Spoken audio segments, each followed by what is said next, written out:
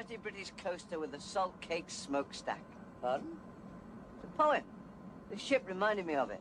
She's not British, she's Liberian. Oh, sailing under a flag of convenience. It's appropriate. She smells like a convenience.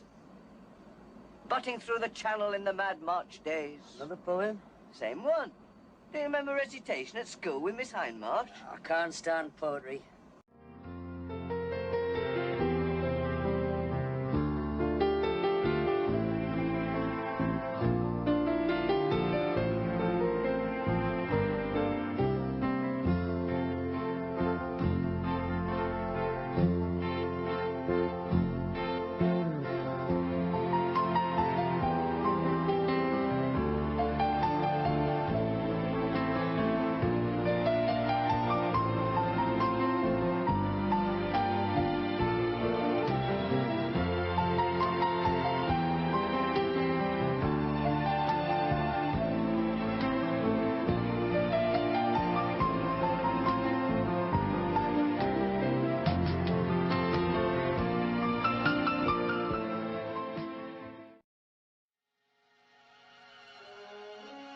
Captains of 30 ocean-going ships had the shock of their lives in the 9-mile-long Lachine Canal above Montreal. The freeze-up came 2 to 3 weeks earlier than usual. All of them might be icebound till the spring thaw. All available men were put on chipping the ice away from the canal sides. The sudden drop of the mercury had caught everybody unawares, and if the way down to Montreal harbor couldn't be cleared, the ship owners stood to lose millions of dollars. Already, ice had the lock gates in a seemingly unbreakable grip.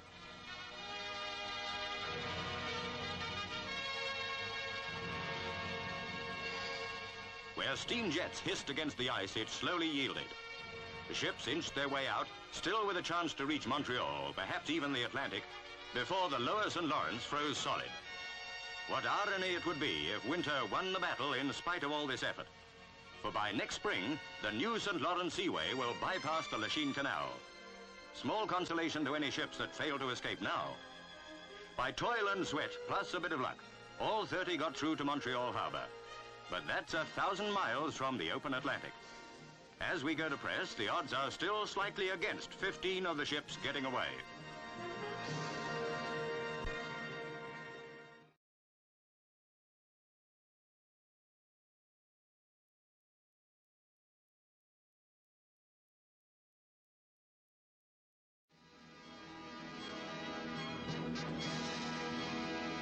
Frozen fast in midstream outside Montreal harbor lay the freighter Trans-Ontario, caught for the second time on her way to the Atlantic. Captain Zeppelin's immediate need was for more oil. His only way of getting it? By helicopter. Barrels were slung aboard as soon as they were put on the ice. Standing by, waiting for the net, was one of the copters engaged on the improvised oil lift. When it had picked it up, the whirlybird was away for another load. It was the first time any pilot in these parts had done work of this kind. What we should do without helicopters nowadays, heaven knows.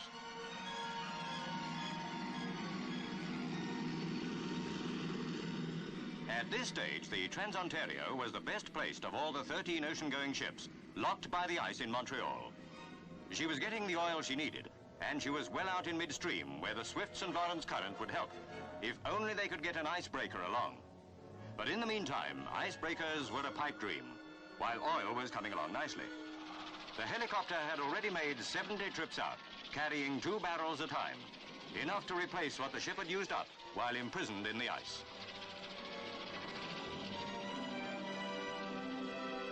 And now the pipe dream had come true. The icebreaker N.B. McLean had battled her way 30 miles up from Lake St. Peter, and battle she'd had to, with night temperatures dropping to 15 below zero. But though no ship has ever been known to leave Montreal later than December the 21st, by which time ice has always frozen the lower St. Lawrence solid, it was just within the bounds of possibility that this attempt would make history. Certainly, they were going to have a darn good try. The skipper of the icebreaker marked out a pathway, and back and forth, the N.B. McLean cut a channel towards the freighter. No points deducted for hitting the marker. Aboard Trans-Ontario, the drama wasn't lost on the crew. There was no doubt now that they'd get away from Montreal and, with another slice of luck, reach Hamburg, their home port. As we go to press, it's by no means certain she'll make it. For though she's below Quebec, the freighter's by no means out of the ice yet. It all happened because the freeze-up came 3 weeks earlier than usual. After this, sailors will have a lot more respect for the Canadian winter.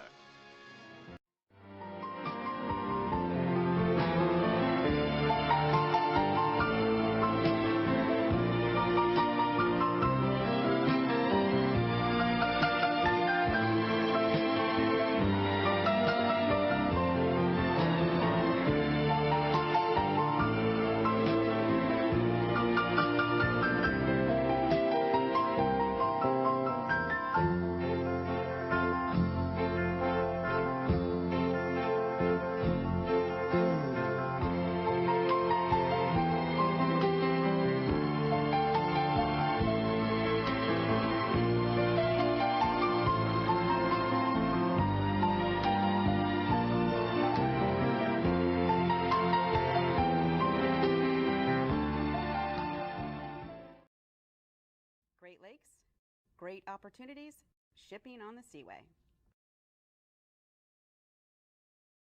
Did you know that the Great Lakes St. Lawrence Seaway System serves 8 U.S. states and 2 Canadian provinces?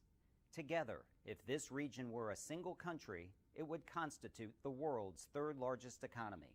This binational waterway connects world markets to North America's opportunity belt, the Great Lakes region.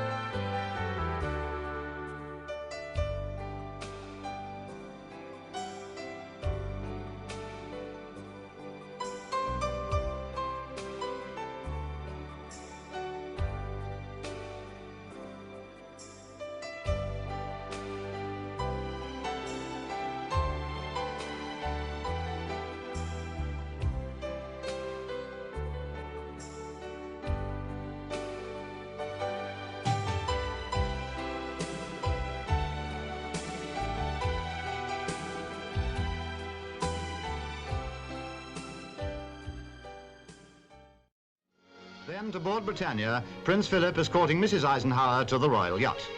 The Queen and the President were now to complete the opening ceremony. Escorted by destroyers, Britannia began her passage through the St. Lambert Lock, symbolic gateway to the heart of the North American continent.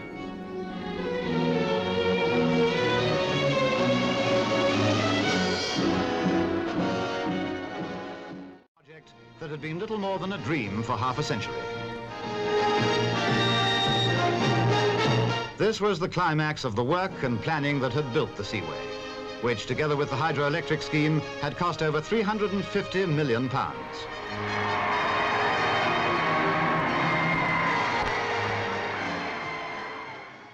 was was broken for the St. Lawrence Seaway on August 10, 1954, by Canada's Prime Minister Louis Saint Laurent and New York State's Governor Tom Dewey. Ceremonial shoveling that would see the region outlined in this model become the scene of the largest digging, dredging, and building project in the New World since the building of the Panama Canal.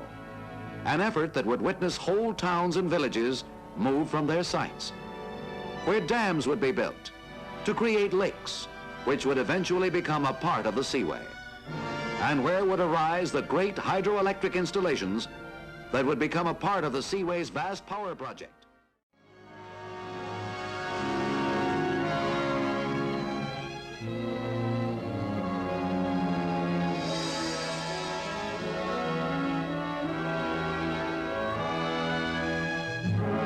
The dream of decades realized, and the ports of the old world now connected by water to North America's inland communities, it wasn't long before ocean carriers by the thousands were finding their way up the St. Lawrence to use the facilities of the new seaway. Among these 11.5 miles of locks that are 80 feet wide and 30 feet deep, and that lift or lower the ships 602 feet, capable of accommodating all but the very largest ocean liners.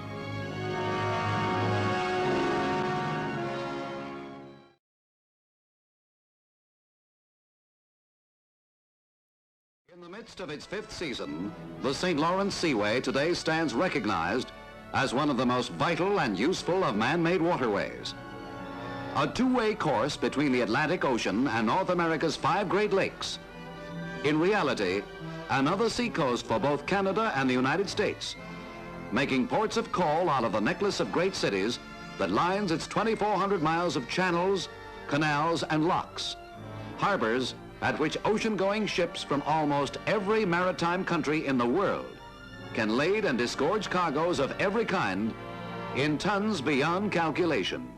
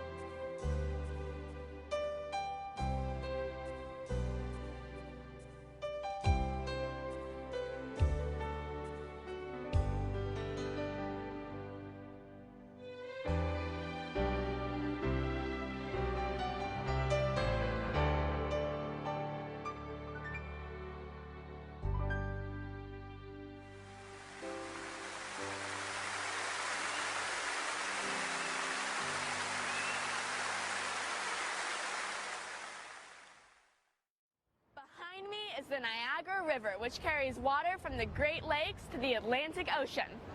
During this water's long journey, it flows from Lake Erie down the Niagara River and spills over majestic Niagara Falls, then to Lake Ontario and the Atlantic Ocean. Let's go check it out.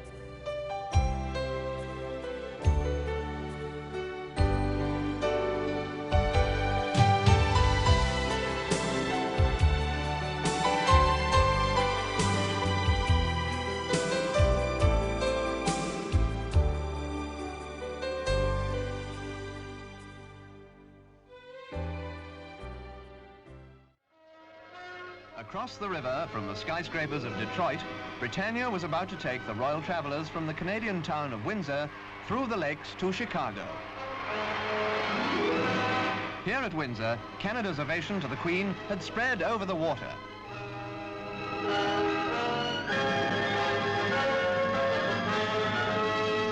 There was almost a traffic jam in the wake of Britannia off to Chicago.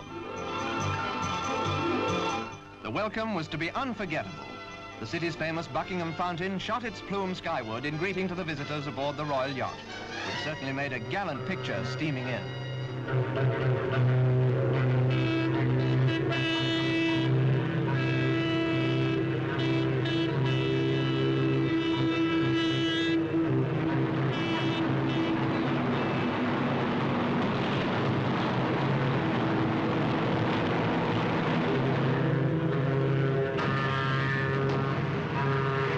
As the barge approached, the welcome grew louder and louder.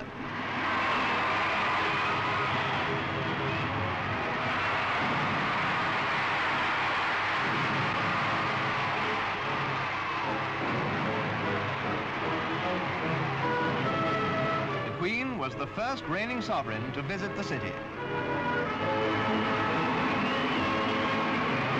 She was received by the governor of Illinois and his wife.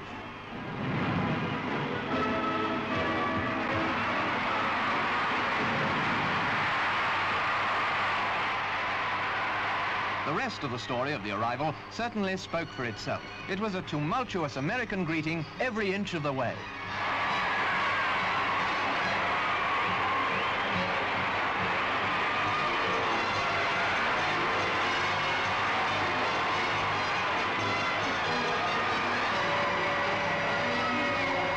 It said there were over 1 million people lining the route to greet the Queen of Canada.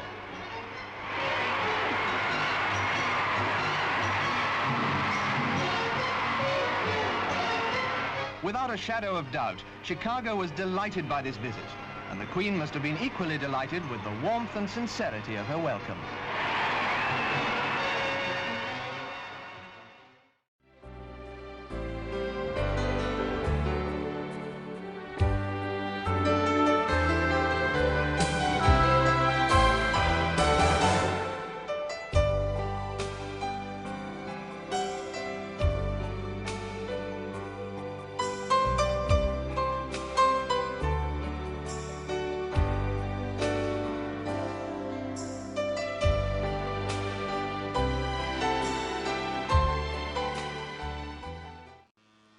When the first ship of the season pushed through the half-frozen waters of Eisenhower Lock near Messina, New York, there was extra reason to celebrate. This passage marked the silver anniversary of the St. Lawrence Seaway, officially opened April 25, 1959, by Queen Elizabeth and President Eisenhower. Hailed as the greatest construction feat since the building of the pyramids, the Seaway was needed to bypass rapids on the St. Lawrence River, which had blocked boats of the early explorers, and to get around the Cascade at Niagara. The Seaway established a deep-water route from the Atlantic to the furthest Great Lakes ports, a distance of 2,300 miles. It opened the heartland of North America to major world markets. Since 1959, the Seaway has handled more than 1 billion metric tons of cargo, or inbound to the factories of the Midwest, grain and finished products going out. Landlocked cities like Chicago and Thunder Bay have become leading world seaports, changing the trading patterns of both the U.S. and Canada. The Seaway was a bigger construction job than either the Suez or Panama Canals. Canada started building the 5 modern locks on their side of the St. Lawrence in 1951. 3 years later, Congress voted to join the venture, adding 2 locks on the U.S. side. The most dramatic locks are on the Welland Canal in Ontario, where ships bypass Niagara Falls on a huge flight of water steps. Much of the maintenance work on the Seaway is done during winter, when ice forces the system to close. Modern equipment has shortened this period to about 3 months. Self-supporting through tolls and lockage fees, the St. Lawrence Seaway remains one of the world's most notable achievements in international cooperation and commerce.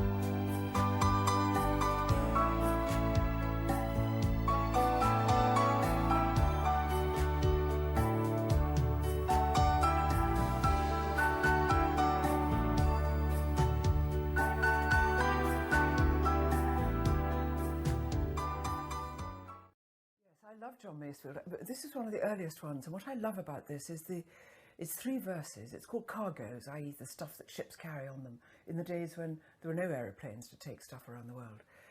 And he captures completely 3 different kinds of ships with 3 different kinds of cargoes. Listen especially to the last verse. Cargoes by John Masefield. Quinquirim of Nineveh from distant Ophir, rowing home to haven in sunny Palestine, with a cargo of ivory and apes and peacocks, sandalwood, cedarwood, and sweet white wine. Stately Spanish galleon coming from the isthmus, dipping through the tropics by the palm-green shores, with a cargo of diamonds, emeralds, amethysts, topazes and cinnamon, and gold moidores. Dirty British coaster with a salt cake smokestack, butting through the channel in the mad March days, with a cargo of tyne coal, road rails, pig lead, firewood, ironware, and cheap tin trays.